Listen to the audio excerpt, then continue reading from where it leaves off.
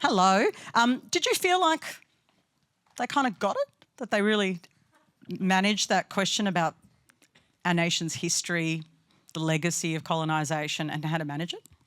I thought the steps that you talked about in terms of the voice, the treaty and truth-telling were in fact the next steps that we've at least identified in government. I did think it was interesting that Kim was willing to hear the truth-telling of Tim and Tim's history and his family, but wasn't willing to embrace the truth-telling of the First Nations people. I'm really interested in the way people look at their histories and their families. I think it's really fascinating the way we try and understand ourselves through our history. Who else has done what Tim Watts has done? Put your hand up. Who's kind of tried to look at their history? No one? Who's done that? Yes, yeah, but you don't want to talk to me? Come on. You want to talk to me. Have you? Oh, yeah. And what did you find out? Well, I'm about 7th and 8th generation Australian, so on all sides, and also found out that there's part of my family that probably were responsible for some of the things that happened to Indigenous people. Yeah. I'm pretty ashamed of that, really, but, you know. Did it shock you, or were you expecting that? I guess I was expecting it, considering our history, Australian history. Yeah. Anyone else who's gone through that process? Who wants to go through that process now that Tim Watts has and has told us that very eloquent story? Well, I do, but I know exactly what ship my family came on. So we'll probably find out some other stories. Look, the other part of tonight's discussion, which I found personally really interesting and would love to get your feedback on, was in relation to Julian Assange. And I was really interested in that poll result. It was incredibly high, the number of Australians who do think that we need to bring Julian Assange home. And there is this bipartisanship. There was kind of a lot of agreement really between the two. I think there's been so much friction in our culture. There was quite a lot of bipartisanship on the panel tonight. It wasn't actually all very fighty-fighty. You're agreeing with me too. I'm coming to you because you're agreeing too much. You know, there's often a quest in our culture for people to disagree, but were you heartened to see that there is a consensus building on some of those issues? I'm about to pass you this microphone. Yes, I was particularly pleased that every discussion today was very supportive of each other. There was not somebody attacking each other. We've seen some of those attacks happen on Q&A panels. Only time there was some amount of contention was when it came to the voice.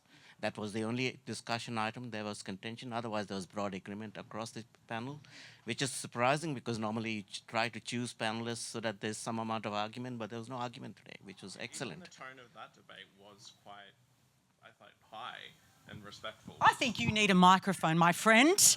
You're a man who deserves a microphone. Tell me.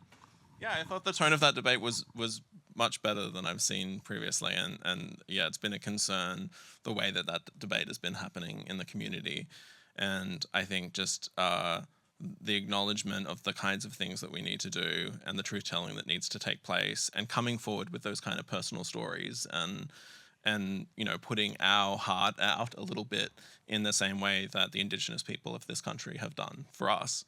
I think that, you know, that goes a long way to starting a higher tone of debate. And I think the same thing with Julian Assange as well, that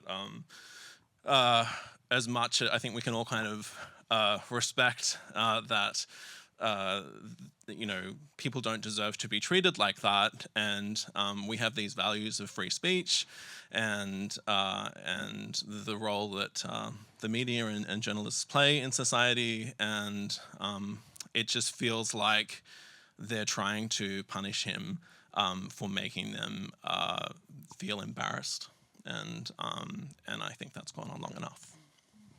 I am interested in what you've said about this debate being, I suppose, more civil. And the last week has been quite a reckoning for us, hasn't it, as a country, as we've been thinking about how we talk about difficult issues but important issues. Who feels a little bit perhaps more optimistic that perhaps we can have a conversation about constitutional change and big issues about our history in a more respectful way. I'm hoping I'm going to see a show of hands that perhaps we've got it in us, right? Right? We perhaps have it in us. And I'm going to pass the microphone to you. Yes. Hi. Is that something that you hope for? Do you think a lot about the kind of way that we have these debates and how to have them in a more respectful way? And can I pass this microphone down this? I'm trying to get deep into the crowd. Speak your truth, babe. Thanks, babes. I don't know if it's just the mean person in me that I wanted to see some blood, but it's fine. It's okay. I'm like, they kept it civil, they kept it cute, but that made me feel hopeful for the future. Except for, I just wanted to keep like saying like, what are you so afraid of? When they were like so like Against the voice. yeah, against the voice. I was like, babes, what are you afraid of? Nothing has happened yet. Like, calm down, simmer down. But other than that, I was like, okay, cool. They kept it cute. They kept it cute. Okay, but no argy-bargy.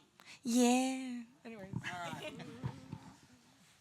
It's funny. I think argy-bargy can happen in a respectful way too, but we also need to have discussions in a less adversarial way. I think we all agree with that.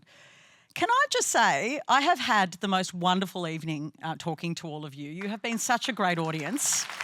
Thank you for making my first Q&A such an enjoyable experience and for coming out on a Monday night when I'm sure most of you kind of enjoy your pyjamas like I do. Thank you and have a terrific night.